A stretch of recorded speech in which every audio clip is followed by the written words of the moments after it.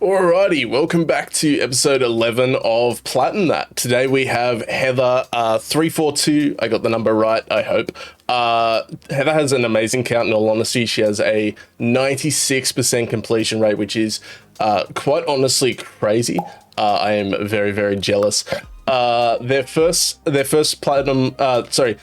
trophy was 5 years ago in the first Hitman game, so Hitman 2016 of the World of Assassinations trilogy. Their first platinum was in Final Fantasy X, I believe. Let's jump in. But before we do jump in, I just want to plug the Discord real quick. The Platinum Standard, this Discord is aimed as a trophy community. So if you like the content that you see on the channel, and you want to discuss anything trophies, maybe organize a boost on some server closures, do join in there. I'm doing renovations as we speak. It should be set up and ready to go by the time you see this. Now, before we jump in, if you would like your own list looked at, do leave it in the comments below or join the Discord. If my voice sounds a little bit stuffed this week, I have tonsillitis, so that's fun. I'm missing food, but this trophy list will satiate me in the meantime. Anyway, let's jump in here. So the first game we've got is Adventures of Mana. Adventures of Mana is part of the Mana series, so you've got Secrets of Mana, Trials of Mana, all that sort of stuff. This one is like a hack and slash RPG, I would say. Definitely an impressive Vita Platinum right there. We've got Alien Isolation next. I've talked about this one plenty over the time on the channel. I love Alien Isolation. I definitely think it has far too many fake endings. Definitely a few spots where you could have wrapped it up several hours in advance. And it would have been just as good a game, but it's still phenomenal fun. I love the Aliens AI. I've done this platinum twice myself over the years. Very, very impressive to do it in 1 month, because you've got to do a lot of, there's hard difficulties, there's never dying, all that sort of fun stuff. Among Us is next. Among Us is like a party game. I've actually never played Among Us. I think I might be one of the rare few.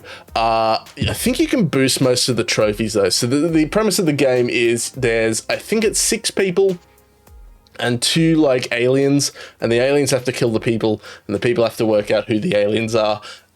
You get to like interrogate each other after the end of a round to try and like narrow down who it is, all that sort of fun stuff. I think you can boost the majority of the trophies using like mobile phones, for example. So you could chuck, say you had 2 consoles and a mate had 2 consoles, then you could get just 4 phones and boost it that way, which I think is interesting. We then have, you know, I love to see them. Heather has delivered right here with Brotherhood Freedom Cry, 2 Black Flag Revelations, and then the underdog heavyweight of the series, Unity.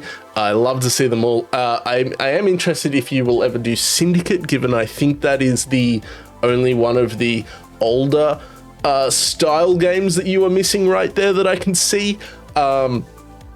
It's obviously, it looks like you aren't necessarily as interested in the Witcher clones that are Origins Odyssey and Valhalla. I don't blame you, but it is awesome to see a original stack like we are right here of the classic Assassin's Creeds, especially Unity. I love to see Unity. Astro's Playroom is next. This is built into every single PS5, so if you get a PS5, you have access to Astro's Playroom. Very fun little platformer. It doesn't take very long at all.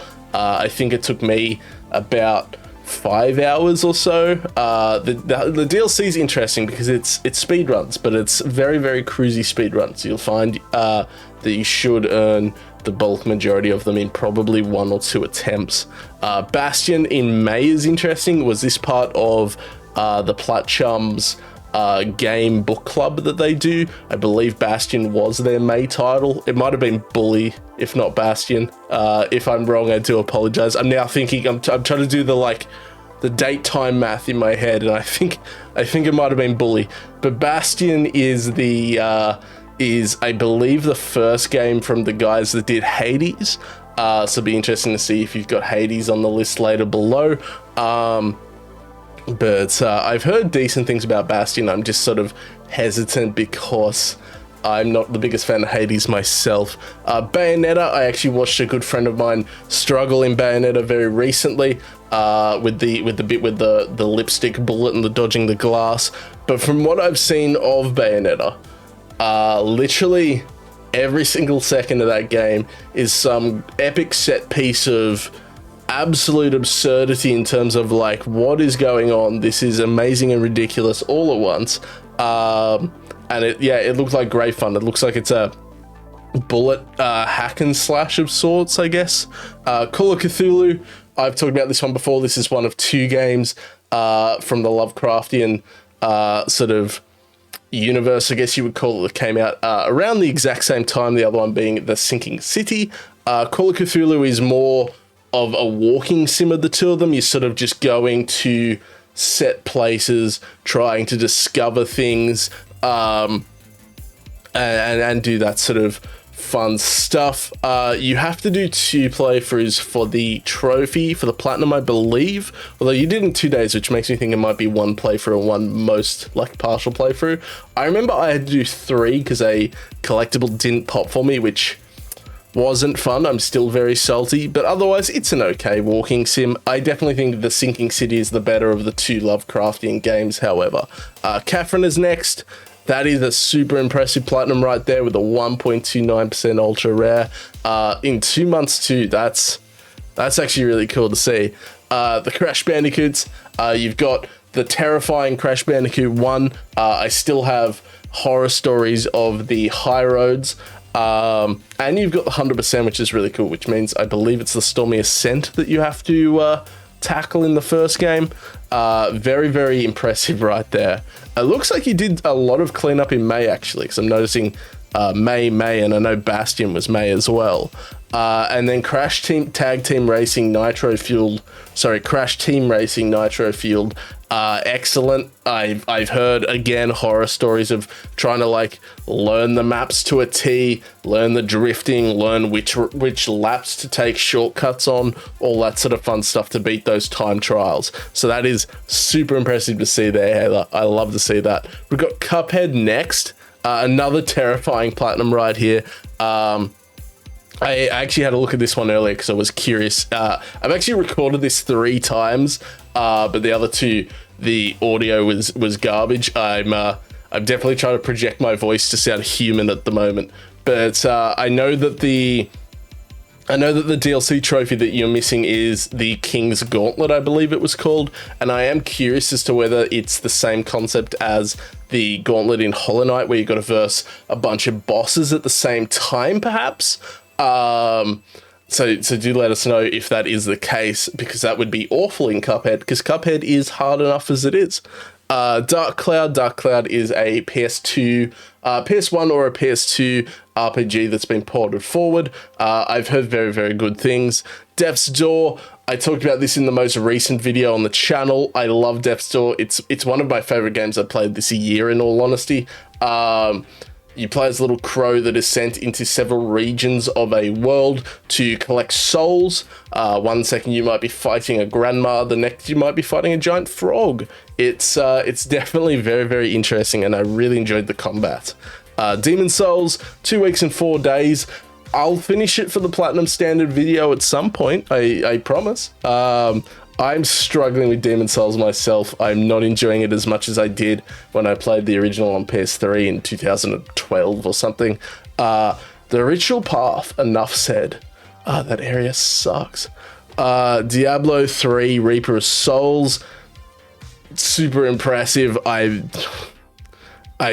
hear some of the stories of grinding in these games to like, I think Diablo 3, I know 2 definitely has it, and 2's is crazy, but I think 3 has it too, where you got to get to like level 99 of all of the classes, and I just don't think a game has that much like replay value to grind that far in so many classes. But congratulations. Now, these are 2 that are really interesting. Divinity Original Sin and Original Sin 2. I want to play these at some point. So, Heather, would you recommend Original Sin? And I'm curious as to why you stopped Original Sin 2 so early. Is it maybe because you played you play with like a teammate, like a mate or something like that, and it's just hard to link up again. Because I know that these can be done in co-op, I believe. I think I've tried to con my good friend Peter into playing these with me at some point. So definitely ones that I want to do, and definitely super impressive. That 2.2 ultra rare for the first game is awesome. We then get 2 of the Dragon Ages. There's no Inquisition here. You're probably not missing much in all honesty, but I love the first game. The second game is lacking. There's only so many of the same room that you can see before you get a bit bored of it. The DLC in number 2 is pretty cool though. I like the way that I think it was the final DLC. It really ties into Dragon Age Inquisition quite well. It's where Corypheus was introduced, for example, who is a main player in Dragon Age Inquisition, for example. I'd be curious if you ever plan on doing Inquisition, especially with Dragon Age 4 having quite a lot of news coming out of it in the last year, which is exciting but also terrifying at once, because BioWare is not what BioWare was when Origins came out. And then we rack up the Ds with Dragon Ball FighterZ, which I think we've seen on nearly every single account. So I must be sleeping on Dragon Ball, apparently. That 2.95% is awesome to see. We start the Fs with the original stack of Fall Guys. Obviously, this is now unobtainable after Epic bought Fall Guys out and made their own launcher into the game. But I always love to see Fall Guys, even if the 5 wins in a row was done during the private games exploit. There's still a lot of stuff you've got to really earn. 20 race wins, for example, is no laughing matter. I've seen that as people's last trophy more than once. There's definitely some tricky ones in there. We then have Final Fantasy stacks right here in Final Fantasy 9, Type 0, 8, 10, 12, the Zodiac Age. Super impressive to see right here. I always love to see series being done, and this is a decent chunk in here. I am curious if you potentially plan on doing 7 remastered or remake or whatever it is, demake if you ask me. I would definitely be interested to see if there's a few of the other spin-offs and stuff that you plan on maybe doing, but some of these completion rates are crazy, like a month and 2 hours, 3 weeks and 3 days. Super impressive, Heather. I always love to see these. I would definitely be interested to see if you potentially want to do more of these in the future. We've then got Game of Thrones, a Telltale one. I've talked about this several times. I think that this game would have done better had the story started earlier in the War of Five Kings, maybe exploring some of the houses that are more prominent in the books, but not necessarily the shows. So you'd like your Karstarks, your Glovers, all those fun ones. And maybe explore the War of Five Kings a bit more than the Essos chapters, because I think no one really thought the story was perhaps the strongest, and I think that's why this is one of the rare Telltale games that didn't get a sequel. But congratulations on the 100%. Ghost of Tsushima next. This 100% is actually kind of really good. I love to see that the raid mode has been done. I'm sleeping on that myself. I've been very lazy. So really good work there. And the raid mode is no laughing matter. You've got to level up a bunch of classes. You can't do a lot of stuff solo, so you got to do stuff as a team. Very well done. 4 months and 3 weeks. One thing I really like about this game, so the base game and Ghost of Ishi Island, or whatever the DLC is called, are kind of more open world. Think Assassin's Creed, think modern Assassin's Creed, but the combat style stuff is really unique. Say you have an enemy with a big shield and an enemy with a big axe, you might have to use 2 different types of stances to defeat them, so sort of dynamically switching between combat modes on the fly, I found really cool. And I'm definitely looking forward to seeing what, I think it was Sucker Punch that did Ghost of Tsushima. I'm really interested to see what they do with that IP in the future. God of War, what can I really say? This game obviously is fantastic. Story's really good. Combat's a bit slow. A lot of AAA games these days, I find, Last of Us being a fantastic example, are going with sort of meaty games, and it does make me miss things like God of War 3 a little bit when I think of God of War 2018. I am definitely very excited about Ragnarok later this year, fingers crossed. But all I'll say of God of War is stuff the ravens. Trying to find some of the ghost ravens down on the lake, for example, was very rough. But the rest of the game is fantastic. We then have Gravity Rush, which I've heard single-handedly carried the Vita for a hot minute. It's definitely one I'd love to play myself at some point. Guacamelee as well. This is a beat 'em up where you play as a luchador with like guacamole sort of references and stuff. I've heard fantastic things about this one as well. It is definitely one I want to play myself. There's the Hades that I predicted. 3 weeks and 2 hours is really impressive. For those who don't know, Hades is a roguelike. So say you make a run into the game, you get a bunch of upgrades, and then you die. You'll then have those upgrades when you start at the very start again and try and run back through on the second attempt. So the more attempts you get, the more stronger you get. I believe there is a essentially God mode. So the more you die, the less damage you take on progressive runs, which in all honesty is probably something I will use when I eventually clean that game up, because I'm not a big fan of it. I think it's the isometric top-down sort of look. I find it difficult to position myself on the fly. I could also just be bad at games, which anyone that's played anything with me can probably confirm that one. But 3 weeks is really impressive because of the boons I've heard. Some of the trophies involving the gods can be nightmares on just the RNG to get them to spawn and say the right thing and give you the right thing. So very, very impressive there. Heavy rain in a year and 2 months. I can understand that. That's a lot of endings right there, and playing them all in quick succession would definitely burn me out, to be fair. The Hitmans, this might be the best Hitman stack I've seen, or Hitman series completion that I've seen so far. So with Hitman 1, 2, and 3 from the World of Assassination trilogy, if anyone watched the most recent top 7 video, you will know that I adore the Hitman World of Assassinations trilogy. The trophies in these are kind of rough. So the first game, 69 trophies. The second game, the base game's Hitman 2. The DLC is all of the Hitman 1 trophies. And then Hitman 3 is the same. So the DLC for Hitman 3 is 1 and 2's games, which is kind of cool.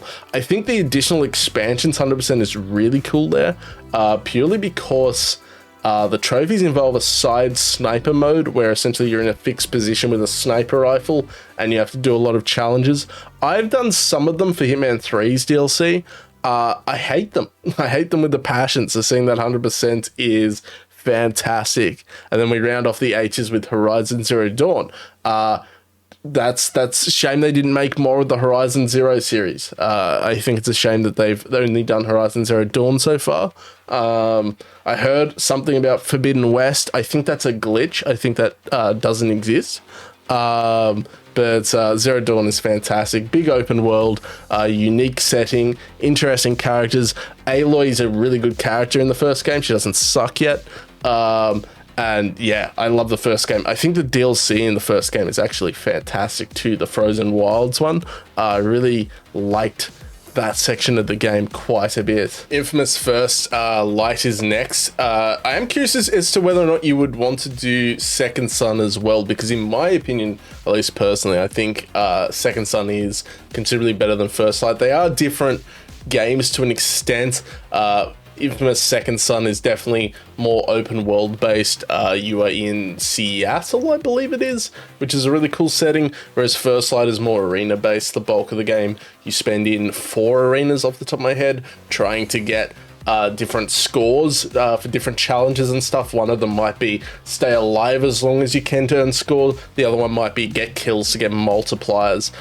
Cool concept. You can definitely knock out First Light in less than a day if you really wanted to. But I like the traditional Infamouses, so 1, 2, 3, 1, 2, and Second Son. Life is Strange 1, in my opinion, the weakest Life is Strange, but I know a lot of other people adore this one. I would say give True Colors a try, probably before Life is Strange 2 or before The Storm. Those two are definitely a lot more divisive. Before True Colors is a lot of fun. However, the first game's also decent. I don't like it as much. I sort of just didn't find Max a very interesting character, in all honesty, compared to some of the later protagonists. But the idea is really cool, and the collectibles are different photographs and stuff like that's a really neat touch. Akami HD, Operation Tango is a really cool one to see right there. You haven't done the DLC. I think this is our first, this might be our first not 100% since Divinity Original Sins 2, right? I think it might be. I think we've gone all the way from D to O with 100% completions, which is terrifyingly impressive. I love to see that. I'm very jealous. You have no idea how jealous I am of this 100% account, Heather. But Operation Tango, the DLC I've heard is relatively quick. It looks like you've done some of it because it looks like you're only missing 2 trophies. You were working on this as of 3 days ago, however, so I assume that this will be wrapped up probably in the next few days. Overcooked, 100%. This is the one without the platinum, which is really cool to see. Overcooked 2, and then All You Can Eat, which I believe combines the two on the PS5. So really awesome to see the entirety of Overcooked done. I've talked about these in length as games that I would like to do myself at some point. The concept of you and your friends trying to navigate hazardous kitchens to pull off meals is really, really cool. You might be on an iceberg, for example, with the floor being slippery and the water tipping it and stuff like this. It's really cool concepts. Definitely ones I would love to do at some point. Overwatch is 100% awesome to see this because I've heard the servers are potentially going to shut as of September. I do have that on our server shutdown list in the Discord.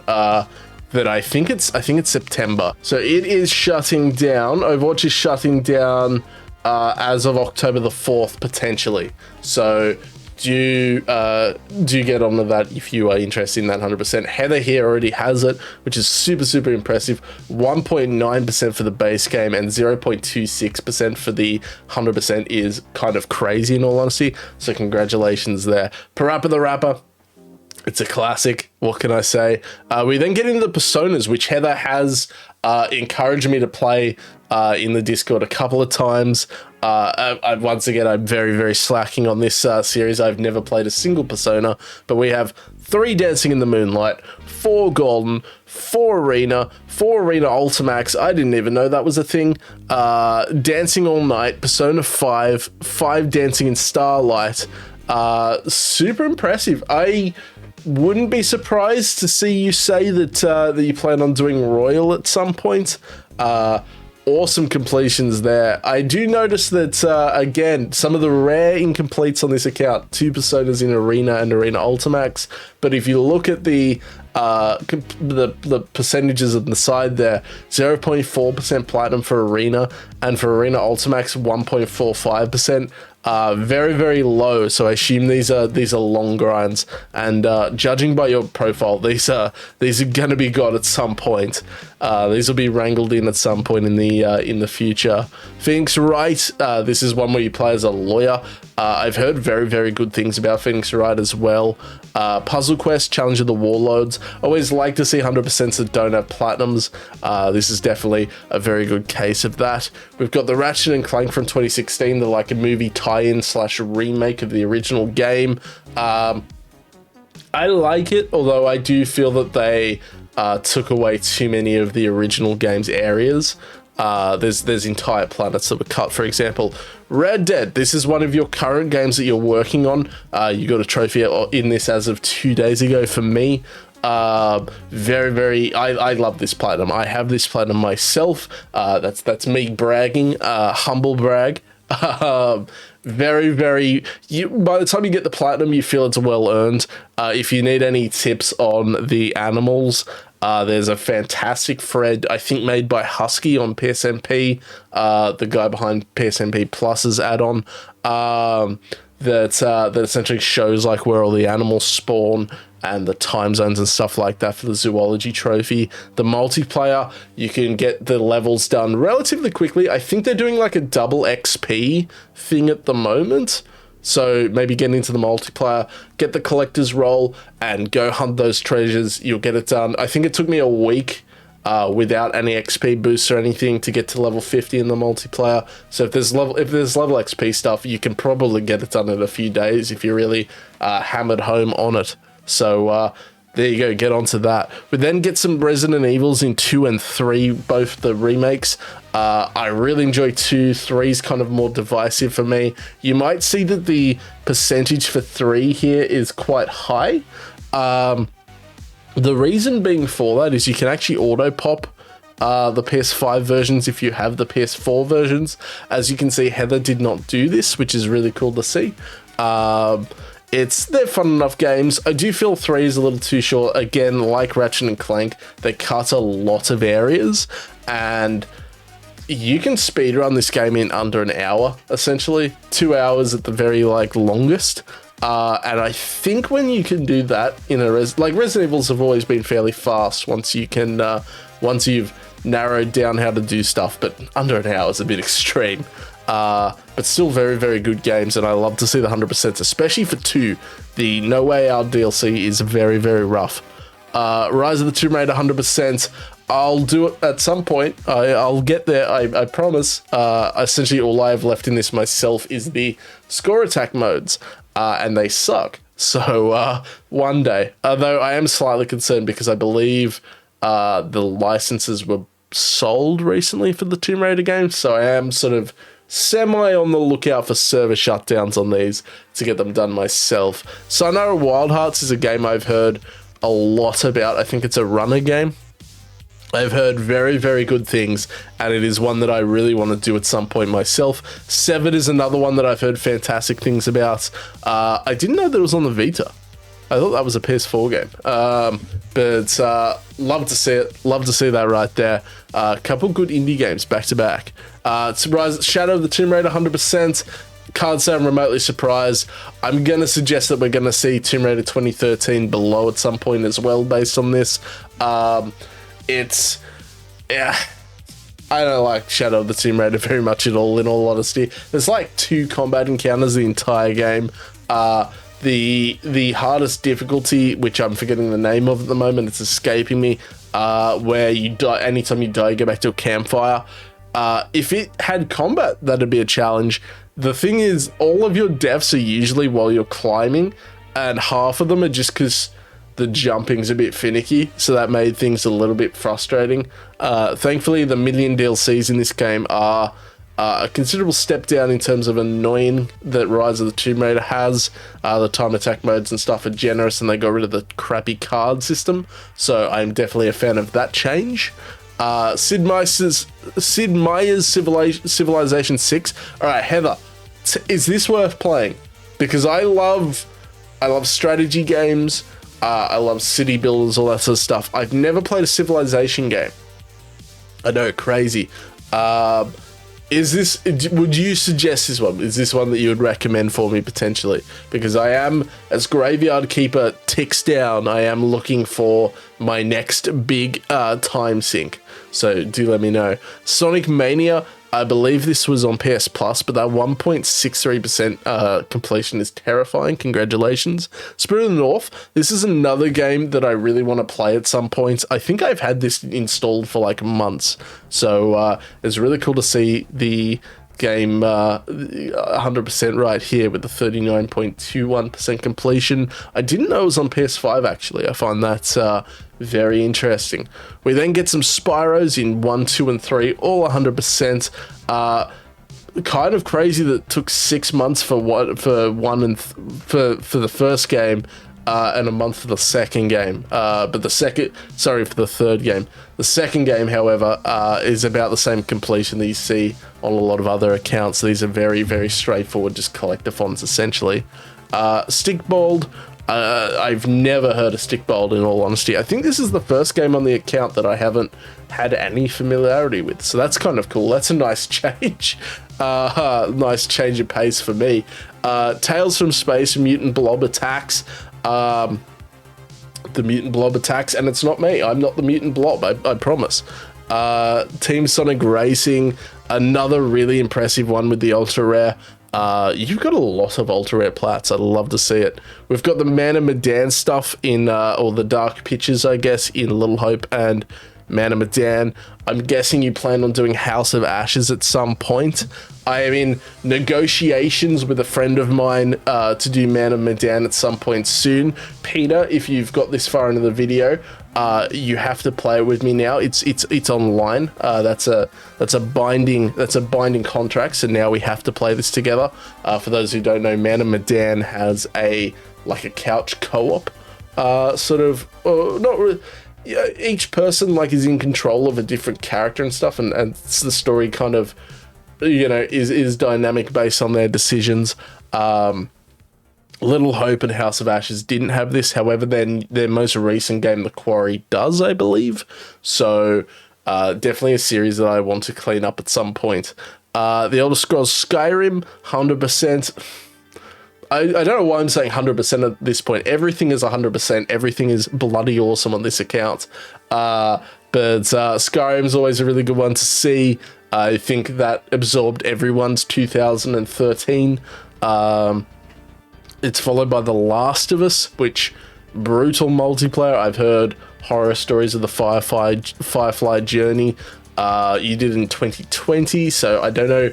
Were the servers at least tolerable at that point, or was it just filled with guys who were level 900 at this point? The Sims 4, in 3 hours. I know you use the library. I know you use the Sims gallery. I'm onto you. I got my eye on you. I know because I did it myself. The Witcher 3 Wild Hunt, 100%. What can I say? The game is near perfection. I do actually. Unpopular opinion right here. I love The Witcher 3. Want to make that clear. Probably one of my top 25 favorite games. But The Witcher 2 has a better story than The Witcher 3. I'm just going to say it. Worse gameplay, but a way better story. As I said, I was expecting to see Tomb Raider 2013 here. 2 months of medkits. I feel sorry for you. That is, I remember that boost horrifically well because it was brutal. Taking medkits from one point to another for 60 levels in multiplayer, rough. Do not recommend. But the game itself, the single player itself, is probably my favorite of that trilogy. I think for me the ranking goes in the same way the release order goes. So Tomb Raider 2013, Rise of the Tomb Raider, and then Shadow of the Tomb Raiders somewhere down with Horizon Forbidden West. We then got 2 Point Hospital, another not complete game. It's rare. I think I've said that 5 times. Another one that I'm kind of interested in because again it fits that genre that I really like of builders. This is one where you manage a hospital, for example, so you're sort of setting up different wards and stuff like that. 1.83% for the 100% because I think there is quite a bit of DLC. You're actually very close to the completion. It looks like if there's only 6 trophies left and 38% of the 28% of the trophies left, then I assume the last 6 are all golds or silvers and golds. Uncharted Drake's remaster, Uncharted Drake's Fortune remastered. Fantastic game. Probably I don't know what my favorite in the Uncharted series would be, but I do really enjoy Drake's Fortune. You did Brutal, which is something I don't see often on this series. The speedrun, the Brutal, any of the DLC really. So that is super impressive to see right here. Do you plan on maybe doing the rest of the series by any chance? Uncharted 4's DLC being absolutely brutal as a heads up. We've got Until Dawn. Can't say I'm remotely surprised given the Dark Pictures anthology that we saw above. This is probably my favorite of. I've only played one of them, so this is my favorite. I've been exposed. I don't play every game on console. Untitled Goose Game. I really want to play this myself. This is a game where you play as a goose and cause absolute and utter havoc, which looks fantastic. You've then got Valiant Hearts: The Great War, which again is another one that I'm really interested in myself. I didn't know that it didn't have a platinum. That's interesting. And then the final game in the list here is World of Final Fantasy, which ties us back into the Final Fantasy series stack that you have going there. But this has been Heather's account. This has been absolutely fantastic to go through. Again, one of those accounts I'm really, really impressed by. I love to see 100%, especially when they're not just give me 100%. A lot of these you had to work for. Stuff like even Skyrim is a beefy 100% to go for, getting to level 72 and all that fun stuff. We saw some really unique stuff in here. 2 Point Hospital, the Dark Pictures Anthology stuff I don't often see. Sayonara Wild Hunt, fantastic game I've heard, but you don't often see. The Persona stack is terrifying. A lot of time in Persona, and I definitely should take your word and give one of those a go. But I'm going to wrap the video up here. I do apologize once again for how my voice sounds in this. I have tonsillitis and I'm missing food dearly at the moment. But thank you so much if you got this far.